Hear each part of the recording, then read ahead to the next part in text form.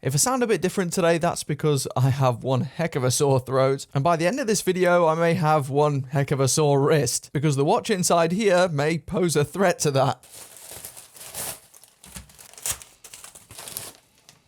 And indeed, it's a Timex. And it's a Timex that looked very good looking on the website. I purchased this with my own money almost as soon as I saw it, because I thought it had potential to be a banger. I was also curious about a couple of things. Number one was the size. I may notice here this is a pretty small watch. In fact, it's 34 millimeters. And I wanted to find out if that was too small. Now, one thing I will say is that square watches like this do tend to wear slightly bigger, so I thought it may have a chance of fitting me. It's not really advertised as a men's or women's watch, this in particular, but I have seen more men in the marketing imagery. And I have to say, straight out to the gate, this looks fantastic. This is the new E Line Automatic. And how much did this cost me? $199. That's Great British pounds. I'll leave a link to it in the video description if you want to check it out. See, I was interested by the size. I was also interested by the bracelet. And the looks, obviously, because this is an expansion bracelet. Now, expansion bracelets seem to either go one way or the other. They either fit great and people love them, or they don't fit great and they rip your arm hairs out. So we'll give this one a test today.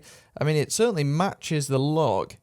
Now, here is your first look at this new model. Now, this watch originally launched in a couple of colors a few months back, but this most recent one looked like the best yet, and I have to say this looks phenomenal. My goodness, much better than I was expecting. In a similar fashion to the likes of the Marlin Jet, which I reviewed at the very start of last year, certainly has a slight luxuriousness to it, at least in the visual department. I mean, look at that. Almost like a sports dress watch hybrid, this. Now, this is the blue version, but this watch also comes in a few other colours, including some with like a vertically brushed dial. And there's also a black one that released alongside this one, which comes on a leather strap instead. So if this proves problematic, maybe that'll be the way to go. Now, I have looked at expansion bracelets before, most notably on a Festina watch, and that one was okay, not the best.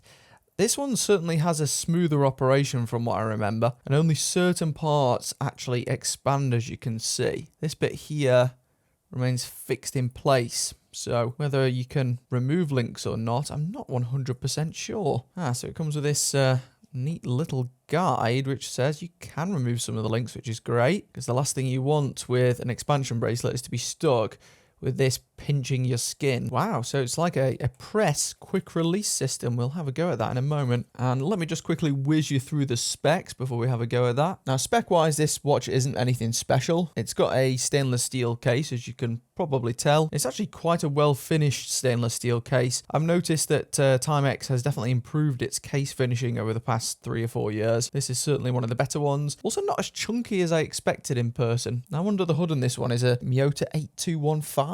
Yeah, Miyota 8215, and it's not known to be a very thin movement. And on the website, in the product images, it looked like it had the potential to be a real thick boy. And while it is thick-ish, it's really not that bad, and that's with a raised crystal too. Now, that crystal is just an acrylic crystal, but it certainly suits the look. Might not be the most scratch resistant. I can't imagine in such a niche square shape like this that sapphire is ever really going to be possible for a low price. When it comes to custom shapes, sapphire does tend to get really expensive. So yeah, not the best movement inside for sure. It does have 50 meters of water resistance. It also has a screw back, which I wasn't expecting. I really thought this would have a snap back, but no, got a screw back there, and it's just a push-pull crown. Apparently case diameter of 34 millimeters. We all know that square watches tend to wear bigger though, and this is certainly square-ish. 20 mil lug width. They're advertising that this watch can fit 5.3 to 7.5 inch wrists. But I'll give you a real close-up to start with, and then we'll have a look at that band. Now, I saw plenty of videos of the original watch or two that they launched, and it had one with like a slightly brushed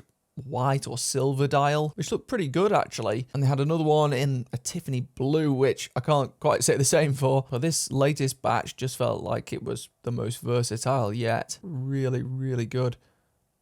Very clean, minimalist design. Very excited to get that on the wrist. We could have a winner here. Now, let's see how many links I'm going to have to remove. Maybe a 4 or 5. So I need to just press the link and pull it. Wow. Okay. Well, that was easy. Let's go a few along. Do the same. And then apparently this will just slot in. Okay. That's actually very easy. And that is pretty close. Maybe one more off. And the good thing is the links are actually quite small here, so you can do somewhat of a fine adjustment. Let's see if we can do this one a bit faster. As for how secure this will be, I guess that remains to be seen. Probably not the most secure bracelet. And there we are. Now that is perfect. So I guess they weren't lying when they said perfect fit. Now my arms are reasonably hairy, but not super hairy. And I have to say, there isn't much pinching unless I really try for it by rotating it. So it's a little better than that Festina one. And size-wise, yeah, feels bob on that. And I suppose you also get the cleanliness almost of a butterfly clasp bracelet. It's completely uninterrupted. It looks seamless, and it's almost adjustable on the fly, this, if you really had to. Now my wrist is 6¼ inches, and I'd say this fits me very well. We'll get the full sizing down in a second. Bracelet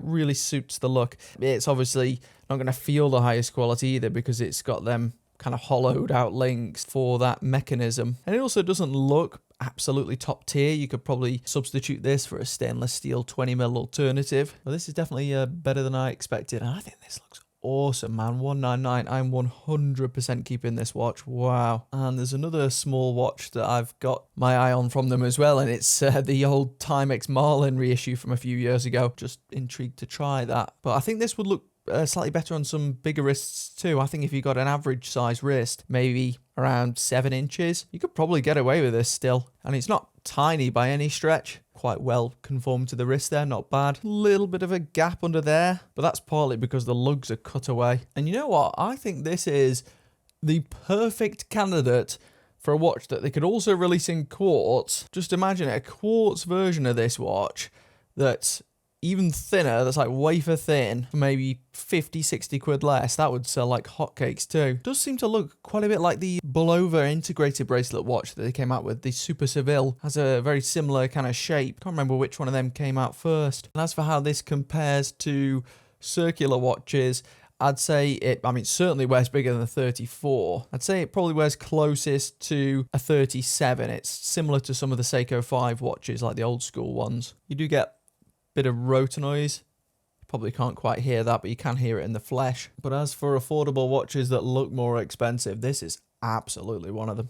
Goodness me. Now across the very center, dead on 34mm, lug to lug, at its widest point is just shy of 41. The strap conforms very tightly there, and thickness with the crystal, 12.3. Without it, and including the bezel, it's just under 1 centimeter, so 9.8mm. I mean, this is a perfect example of a watch that doesn't look like anything special at all on paper, but it's really cool in the flesh. Definitely have a look at this one, especially if you can get a discount, because this one's newly released. It's never included in the discounts, at least not at the moment. But at some point, if you get this reduced, this is great. I mean, even at $199, it's not bad. I think I've seen some of the other color variants already on grey market sites like Amazon, so I'll try and link them below too. Definitely the best Timex release in some time, I'd say. Oh, and also this model doesn't seem to have any luminescence from the looks of this. Also doesn't have any indigo or anything. Yeah, nothing there.